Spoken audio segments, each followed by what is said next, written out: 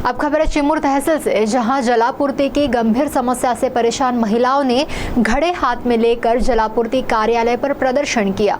चिमूर तहसील के किस गांव में यह समस्या चल रही है तथा जलापूर्ति की समस्या से नागरिक किस प्रकार जूझ रहे हैं, जानने के लिए देखते हैं ये खबर। चिमूर तहसील के बोरधा गांव में पेयजल की गंभीर समस्या से परेशान महिलाओं ने घड़े हाथ में लेकर चिमूर स्थित जलापूर्ति उपविभाग कार्यालय पर प्रदर्शन किया। पिछले 2 वर्षों से गांव के करीब 50 परिवार नल के पानी से वंचित हैं।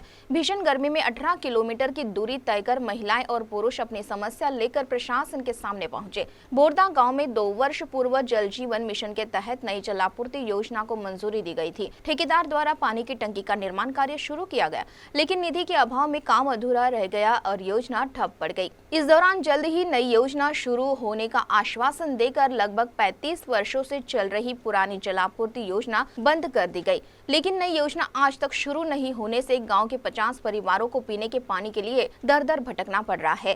ग्रामीणों का आरोप है कि उन्होंने ग्राम पंचायत, जलापूर्ति विभाग और संबंधित अधिकारियों को कई बार मौखिक एवं लिखित शिकायत दी, लेकिन प्रशासन ने उनकी समस्या की ओर ध्यान नहीं दिया। माझं नाव भावेश रामाजी बारसागडे, मी मुक्काम बोरधा पोस्ट 9 तहसील चिमूर, जिल्हा चंद्रपूर येथील रहिवासी आहे। आमच्या गावात पाण्याची टंचाई एवढी आहे का मागील 2 वर्षापासून पाण्याची नवीन टाकी तयार झाली आहे, पण तिचा काम पूर्णपणे पूर्ण झालेला नाही आहे। अर्धवट बांधकाम ठेवलेलं आहे। परत जे जुनं कनेक्शन होतं त्याच्यामधून 50 घरांची पाईपलाईन तोडून त्यांना पिण्याच्या पाण्यापासून वंचित ठेवले आहे। आणि जो नवीन बांधकाम केला होता त्याला तशाच पद्धतीने ठेवून आता 2 वर्षापासून आम्हाला त्या पिण्याच्या पाण्यापासून वंचित ठेवले आहे। असं बोलण्यात येते की ठेकेदारांनी काम पूर्णपणे त्याचा पगार नाही निघाल्यामुळे आमचं काम बंद ठेवलं आहे, त्याच्यामुळे आम्ही काहीच करू शकत नाही। तुम्ही हा ठेकेदाराचा नंबर घ्या, त्यांच्यासोबत बोला, अशा पद्धतीने आम्हाला ग्रामपंचायतकडून सूचना दिल्या जातात। नाईलाज आमचा इतका नाईलाज झाला की आम्हाला स्वतः बाया मंडळाला, तुम्ही पाहू शकता, बाया मंडळाला घेऊन घंगरे घेऊन आम्हाला उन्हातानामध्ये 12 वाजता 1 वाजताच्या उन्हातानामध्ये आम्हाला ऑफिसमध्ये येऊन आम्हाला इथं निवेदन द्यावं लागतं। आखिरकार आक्रोशित महिलाओं ने घड़े लेकर जलापूर्ति उपविभाग कार्यालय पर प्रदर्शन किया और मांग की कि नई जल योजना को तुरंत शुरू किया जाए, अन्यथा पुरानी नल जल योजना को पुनः शुरू किया जाए। इस संबंध में उपस्थित अभियंता को ज्ञापन सौंपा गया। 8 दिनों के भीतर जलापूर्ति शुरू नहीं होने पर उपविभागीय अभियंता के कक्ष में धरना आंदोलन करने की चेतावनी महिलाओं और ग्रामीणों ने दी है। आता आमच्या गावाला एवढं पाण्याचं खूपच गरज आहे, कारण आम्ही दंडातल्या किंवा कुठल्या तरी आमचं जे पूर्ण जुनं कनेक्शन आहे ते पूर्ण झालं पाहिजे, आणि जुनं होतं ते तोडून टाकलं, पण नवीन तरी सुद्धा आम्हाला तयार करून द्यायलाच पाहिजे हा 15 दिवसात, हे आमची मागणी आहे। कारण आम्ही खूप कामावर येतो, कारण कामाला खूप बायांना त्रास होते। इरभर बिचारा पाणी उन्हात तानत घाम गाडून उन्हात एवढं अंगावर ऊन घेते, एवढी ऊन आहे तरी सुद्धा प्याच्या किंवा बाहेरचा पाण्याचा सुद्धा आम्हाला एवढी महागाई आहे।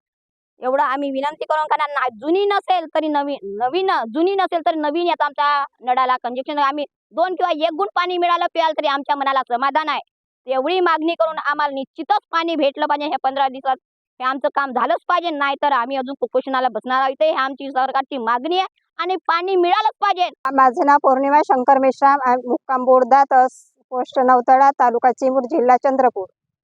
आम्हाला आमच्या गावामध्ये 2 वर्षापासून खूप पाण्याची अडचण आहे। जुने जे नळाचे जे कनेक्शन होते ते बंद केले आणि नवीन टाकी तुमच्यासाठी सुरू करून देतो असे शासनाकडून आदेश आला, परंतु ते काही काम पूर्ण झाले नाही। आमच्या गावामध्ये इतकी अडचण पाण्याची होत आहे की आम्हाला प्यायचं सुद्धा पाणी, 1 गुंड सुद्धा पाणी बरोबर मिळत नाही।